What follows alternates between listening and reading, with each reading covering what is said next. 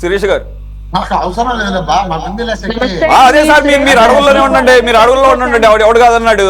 కానీ మీరు మాత్రం అలా ఆపాదించడం కరెక్ట్ కాదు. ఓకేనా, అర్థం అవుతుందా? నేను ఎన్నిసార్లు టీడీపీని క్వశ్చన్ చేశాను మీకు తెలియదు అనుకుంటా. మీరు ఈ మధ్య వస్తున్నారు డిబేట్లకి. నాకు వచ్చేసి మాకేం కండు వాళ్ళు ఆపాదిస్తారా? అలాగే అలాగే అలాగే అలాగే సెన్స్ ఉన్న వాళ్ళు ఎవరు కూడా వినండి, సెన్స్ ఉన్న వాళ్ళు ఎవరు కూడా లెఫ్ట్ పార్టీస్ తీసుకెళ్లి బీజేపీ ఉన్న కూటమిలో ఉన్న వాళ్ళకి వాళ్ళకి అనుకూలంగా మాట్లాడుతున్నారు, వాళ్ళతో కలిసిపోయారని చెప్పేసి ఎవరు అనరు. కనీస రాజకీయ వర్గం మరి నన్ను అన్నప్పుడు నేనేమలేదు కదా. మరి అందు గురించే అదే అన్నా, అదే సార్ మిమ్మల్ని అడ్డుకోకపోవడం మూలంగా ఆఖరికి లెఫ్ట్ పార్టీస్ అందు గురించే సార్. అదే చెప్పేది వినండి, లెఫ్ట్ పార్టీస్ తీసుకెళ్లి బీజేపీ కూటమిలో పెడుతున్నారు మీరు, అదే ఎన్డీఏ కూటమిలో పెడుతున్నారు. ఆలోచించుకోండి, ప్రజలు నవ్వుతారు. అదే సార్, ఎందుకు గట్టిగా మాట్లాడాల్సి వస్తుందంటే మీరు రాజకీయ పరిజ్ఞానం ఒకసారి చూసుకోండి అంటున్నాం.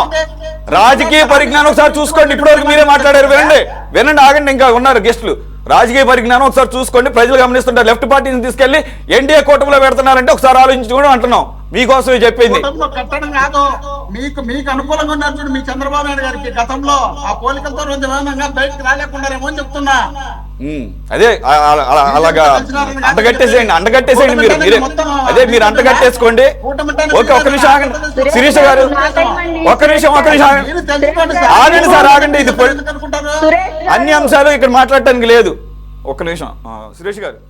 సురేష్ గారు, మీకు అలాగే 24 ఛానల్ వీక్షకులకి అలాగే పానలిస్టులు అందరికీ కూడా నా నమస్కారాలు. చాలా టైము ఆయన ఆర్గ్యూ చేయటంతోనే సరిపోయింది. యాక్చువల్ గా ఎవరైనా డిబేట్స్ లో సార్ ఆడిబులా సురేష్ గారు, ఆడిబులనా? Audible yes sir. ఎవరైనా సరే డిబేట్స్ లకు నేను వచ్చినా, కృష్ణాంజనేయులు అన్నగారు వచ్చినా, గఫూర్ గారు వచ్చినా, లేదంటే మోహన్ రెడ్డి గారు ఎవరు వచ్చినా ఒక మోడరేటర్ గా కంట్రోల్ చేస్తారు. ఆర్గ్యూ క్వశ్చన్ చేయడం రైట్స్ మీకు ఉంటాయి, దాన్ని హ్యావ్ టు యాక్సెప్ట్ సార్. దానికి మనం ఫ్రస్ట్రేట్ గురయ్యి సమయం అంతా వృధా చేయడం అనేది కరెక్ట్ కాదని నా ఒపీనియన్. ఎందుకంటే ఎవరి సమయం వాళ్ళకి విలువైందే, చూసే ప్రేక్షకులకు కూడాను. ఇకపోతే మోహన్ రెడ్డి గారు చాలా విషయాలు ప్రస్తావించారు. ఏపీఎస్సీలో ఆ అవకతవకలు అక్రమాలు జరిగినాయని కోర్టులకు వెళ్ళినటువంటి వాళ్ళు బాధితులు సార్. డిఎస్సీలో అవకతవకలు అక్రమాలు జరిగినాయని చెప్పి కోర్టుకు వెళ్ళినటువంటి వ్యక్తి వైఎస్ఆర్సీపీ అనుచరుడు, అనుకూలమైనటువంటి వ్యక్తి. గతంలో అక్యూజ్డ్ పర్సన్, పేపర్ లీకేజ్ లో అక్యూజ్డ్ పర్సన్, ఇది గుర్తుంచుకోవాలి. అభ్యర్థులు ఎవరు వెళ్ళలేదు. ఇకపోతే ఇప్పుడు ఇంతసేపు చర్చ జరుగుతున్నారు, అక్కడ శాసన మండలికి రావాలి కదా. ఒక్క రోజుకే మీరు అంతలో వర్రీ అయిపోతున్నారు. మేము గవర్నమెంట్ వచ్చిన దగ్గర నుండి అసెంబ్లీ సమావేశంలో జగన్మోహన్ రెడ్డి గారు రండి ప్రశ్నించండి అని అడుగుతున్నాం. ఎక్కడ పారిపోవట్లేదు కదా, అదెందుకు గుర్తుంచుకోరు? ఇకపోతే ఏంటి, అనేక సమస్యలపై పోరాడుతున్నారు జగన్మోహన్ రెడ్డి, పోరాటాలు చేస్తున్నారు. మీరు చేస్తున్న పోరాటం జగన్మోహన్ రెడ్డి గారి ఒక్క మాట, మాకు నచ్చినట్టు మేము పిలుస్తాం, మీరు నాకు చెప్పక్కర్లా, నాకు నచ్చినట్టే నేను పిలుస్తా. అది మీకు నచ్చినట్టయితే మేము మాకు నచ్చినట్టు పిలుస్తాం, మేము మాకు నచ్చినట్టే పిలుస్తాం. చంద్రబాబు అని మాట్లాడతాను, మాకు నచ్చినట్టు మేము పిలుస్తాం. సురేష్ గారు ఇప్పుడు చెప్పండి, ఏది కరెక్ట్? సురేష్ గారు, చంద్రబాబు అంటే తప్పేం లేదు, దాన్ని ఎవరు తప్పుగా తీసుకోరు. మీకు ఫాల్స్ ప్రెస్టేజ్ అదే ఏంటి సార్? అదేమో అగౌరవం కాదు. ఆగండి సార్, ఆగండి, అదేమో అగౌరవం కాదు. మీరు ఆగండి. చంద్రబాబు గారంటే చంద్రబాబు అనొచ్చు, తప్పేం కాదు.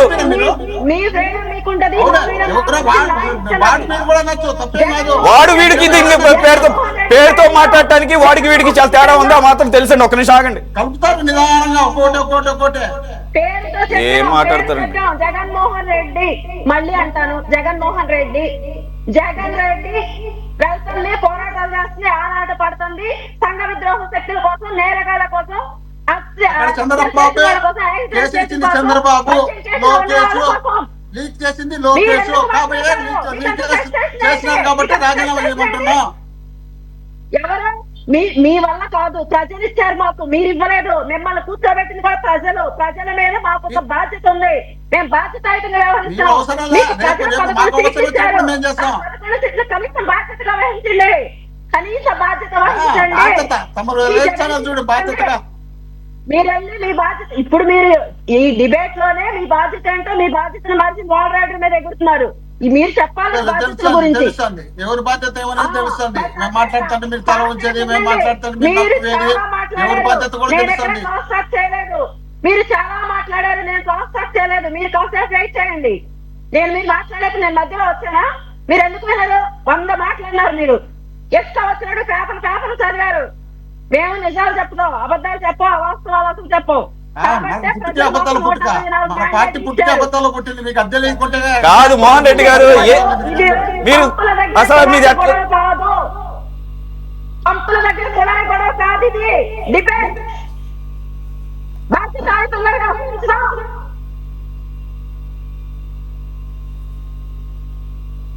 Yes continue ma'am. సార్, డిఎస్సిలో అక్రమాలు జరిగినాయని ఫస్ట్ నుండి ఏదో పేపర్ లీకేజ్ అన్నారు, అది పోయింది. తర్వాత స్పోర్ట్స్ కోటాలో కమ్మ వాళ్ళకి ఇచ్చారన్నారు. కమ్మ వాళ్ళకి ఇచ్చి 9 పోస్టులు అని తెలిసింది. అక్కడ తోకముడిచిన పరిస్థితి. కోర్టుకి పర్వతరెడ్డి చంద్రమోహన్ రెడ్డి ఎవరో కొత్తన వెళ్ళారు, వీళ్ళు అనుచరుడు వెళ్ళి ఆయన పేపర్ లీకేజ్ లో అక్యూజ్డ్ పర్సన్, అది మేము నిర్ణయించింది కాదు, కోర్టు నిర్ణయించినటువంటిది. అతను వెళ్ళాడు, మొట్టికాయలు వేసి పంపించారు. ఇకపోతే ఇన్ని మాటలు చెప్తున్నారు కదా. 3,36,300 మంది ఎగ్జామ్ రాశారు కదా సార్.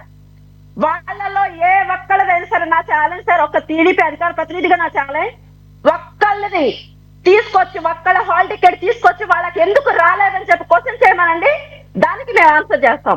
వచ్చిన వాళ్ళు 16,000 మంది ఎవరైతే ఒకన్నారు చూడే దుర్గని జాతీయ అవార్డు వచ్చినటువంటి ఉన్నాడు చూడు. ఏం మాట్లాడుతున్నావు? అబద్ధాలు చెప్పుకుంటూ పోతాంటే ఇంటర్లో ఎవరు మనకు ఆ ఛానల్ ఇచ్చింది, అబద్ధాలు చెప్పుకుంటూ పోతాను.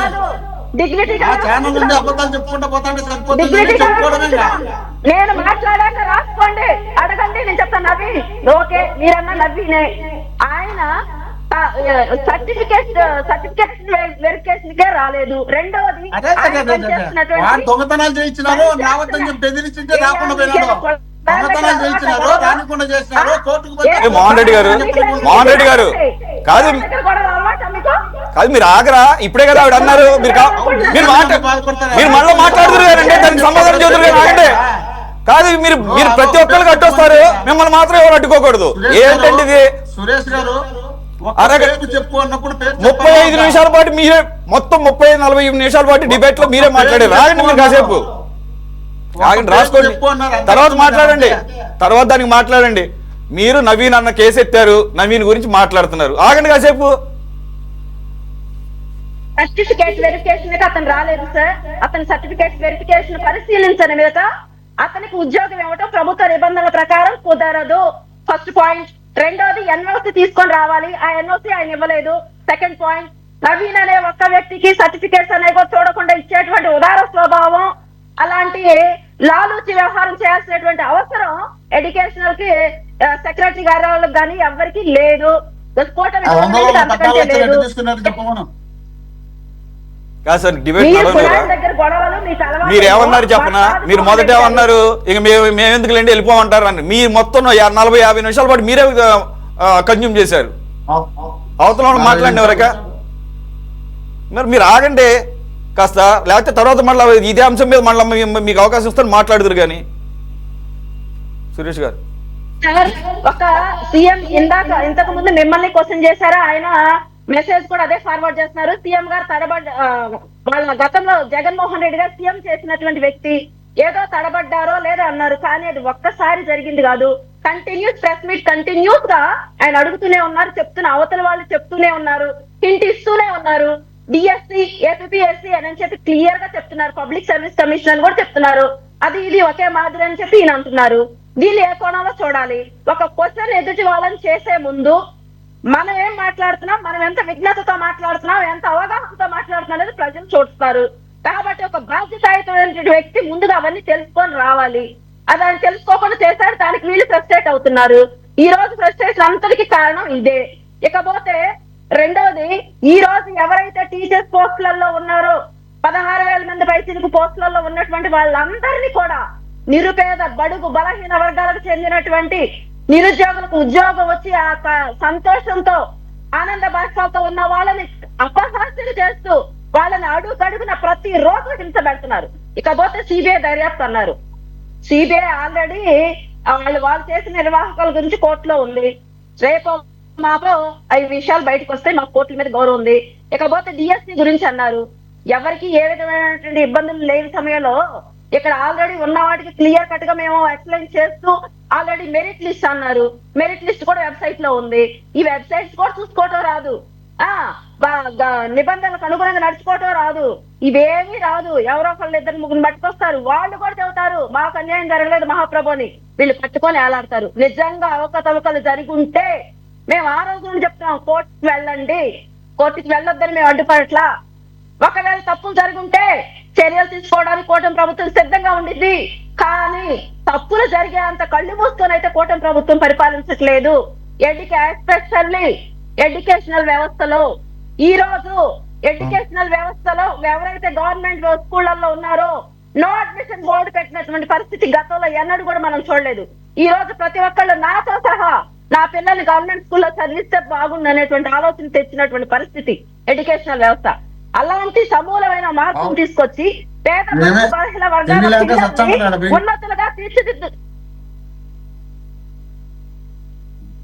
మోహన్ రెడ్డి గారు రోడ్ల మీద కొట్టుకుంటారు. మీ పిల్లలు కూడా అక్కడ చేర్పించారు. మీరు పెడుతున్నారంటే నిజమేనా మరి? అలా పురుగు పుట్టబెట్టి కోడిగుడ్డలు పుచ్చిపోయి అన్నంలో పురుగులు పడి సాంబార్లో దోమలు పడి పెడతారు. పిల్లలకు ఏడుతున్నారు, చనిపోతున్నారు, గోడ పడి చనిపోయినారు. మీ పిల్లలు పడితే మీకు ఎటుంటుందో తెలుస్తుందారా? మాట్లాడతామా ఊరికి బుద్ధి పెట్టిందా? చెప్పించుకోకూడదు. మాట్లాడతాంటే చెప్పు.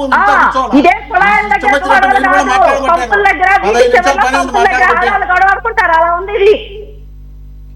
రైట్ కృష్ణనీల్ గారు, ఇది ఒక నెవర్ ఎండింగ్ సాగాలాగా ఉంది. యా, అసెంబ్లీకి వెళ్ళుంటే కాదు, అసెంబ్లీకి వెళ్ళలేదు కాబట్టి నేను ఎప్పటి నుంచో ఇదే కార్యక్రమం పెట్టుకున్నాను కాబట్టి అక్కడికి వెళ్ళలేదు కాబట్టి మళ్ళీ ఈరోజు ప్రెస్ మీట్. ఆ ప్రెస్ మీట్లో మొత్తం టోటల్గా అన్ని మిషాప్సే. ఏది ఏపీఎస్సీనో ఎవరి కాలంలో ఏది ఇది నిర్వహించారో ఆ కన్ఫ్యూజన్తో సహా అన్నీ బయటకు వచ్చినాయి. సరే పక్కన పెడదాము. ఈ ఛాలెంజ్ సిబిఐ మీరు అది మీరు ఇది ఇవ్వండి, మేము అది ఇస్తాము. సరే, ఆ సబ్జెక్ట్ గురించే తెలుసుకొని రావాలి ఎవరైనా కానీ. అదే ఆ సబ్జెక్ట్ గురించే తెలుసుకొని రావాలి ఎవరైనా కానీ, మీరైనా కానీ మీ నాయకులైనా కానీ. మరి దాని మీద ఒక్క నిమిషం ఆగండి, ఇక చాలు ఆగండి.